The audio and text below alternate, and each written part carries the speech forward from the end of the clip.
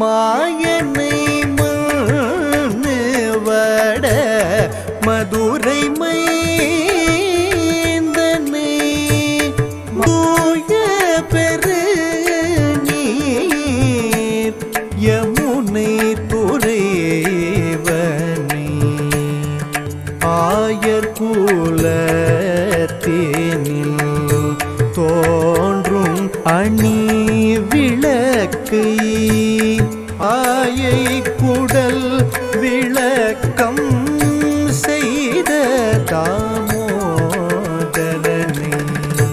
தூயோமாய் வந்து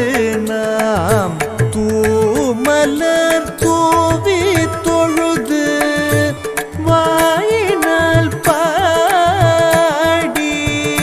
மனத்தினால் சிந்திக்க போய பீழையும்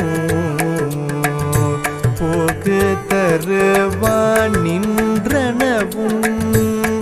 தீயினில் தூசாகும்